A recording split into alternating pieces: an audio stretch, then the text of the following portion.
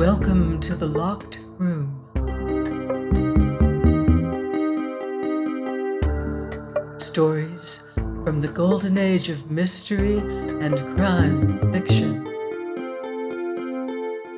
I'm Mardell, reading The Case of Jennie Brice by Mary Roberts Reinhardt. Chapter 7. After all, there was nothing sensational about Mr. Ladley's return. He came at 8 o'clock that night, fresh-shaved and with his hair cut, and although he had a latchkey, he rang the doorbell. I knew his ring, and I thought it no harm to carry an old razor of Mr. Pittman's with the blade open and folded back on the handle in my left hand. But I saw at once that he meant no mischief. "Good evening," he said, and put out his hand. I jumped back until I saw that there was nothing in it, and that he only meant to shake hands. I didn't do it. I might have to take him in and make his bed and cook his meals, but I did not have to shake hands with him. "You too?"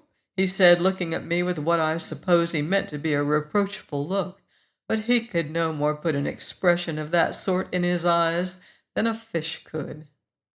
"I suppose, then, there is no use asking if I may have my old room, the front room. I won't need two." I didn't want him, and he must have seen it. But I took him. "You may have it, as far as I'm concerned," I said, "but you'll have to let the paper-hanger in tomorrow." "Assuredly." He came into the hall and stood looking around him, and I fancied he drew a breath of relief. "It isn't much yet," he said, "but it's better to look at than 6 feet of muddy water." "Or than stone walls," I said. He looked at me and smiled. "Or than stone walls," he repeated, bowing, and went into his room. So I had him again, and if I gave him only the dull knives and locked up the bread knife the moment I had finished with it, who can blame me? I took all the precaution I could think of. Had Terry put an extra bolt on every door, and hid the rat poison and the carbolic acid in the cellar? Peter would not go near him.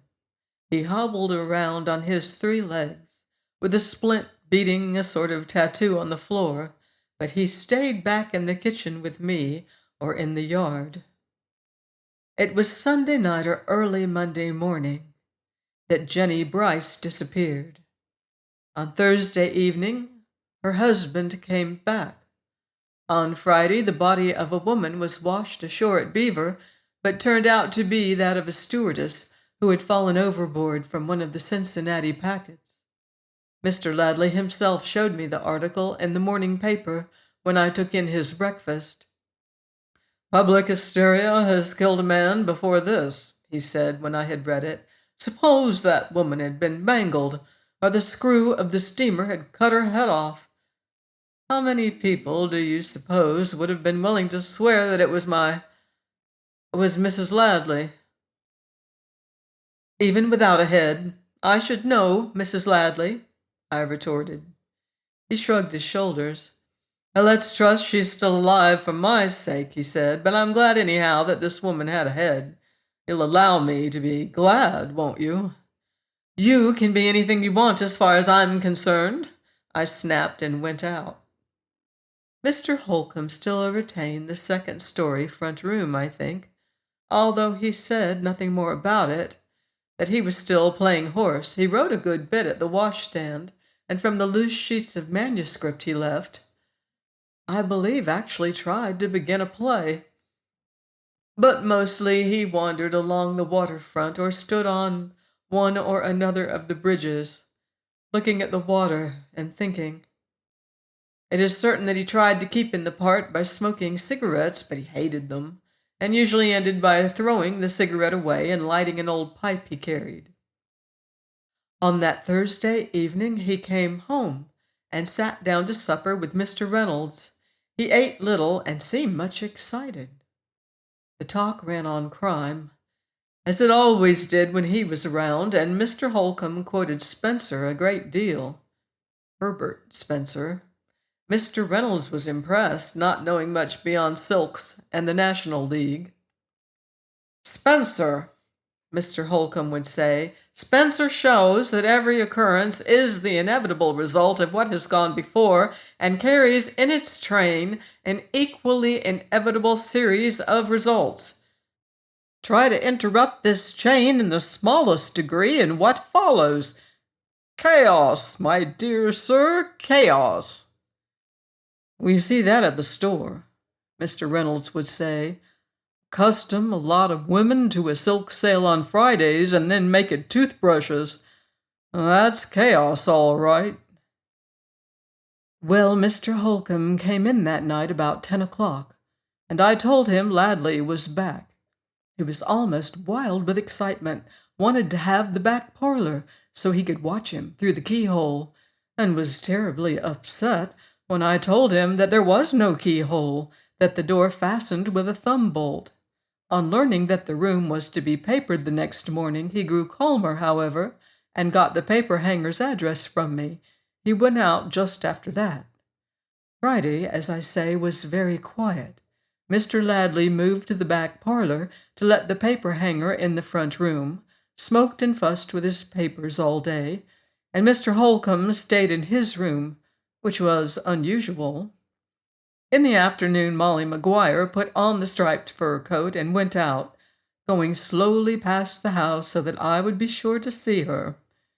Beyond banging the window down, I gave her no satisfaction. At 4 o'clock, Mr. Holcomb came to my kitchen, rubbing his hands together. He had a pasteboard tube in his hand, about a foot long, with an arrangement of small mirrors in it.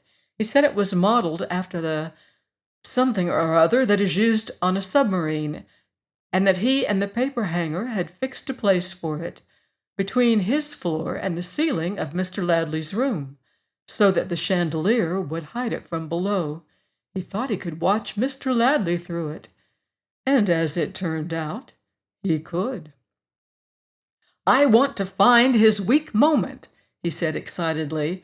I want to know what he does when the door is closed and he can take off his mask, and I want to know if he sleeps with a light. If he does, I replied, I hope you'll let me know, Mr. Holcomb. The gas bills are a horror to me as it is. I think he kept it on all last night. I turned off all the other lights and went to the cellar. The meter was going around. Fine, he said, every murderer fears the dark. And our friend of the parlor bedroom is a murderer, Mrs. Pittman. Whether he hangs or not, he's a murderer. The mirror affair, which Mr. Holcomb called a periscope, was put in that day and worked amazingly well. I went with him to try it out, and I distinctly saw the paper hanger take a cigarette from Mr. Ladley's case and put it in his pocket. Just after that, Mr. Ladley sauntered into the room and looked at the new paper.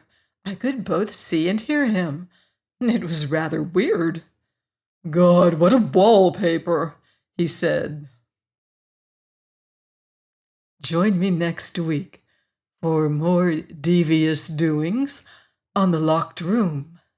In the meantime, beware of footsteps in the dark.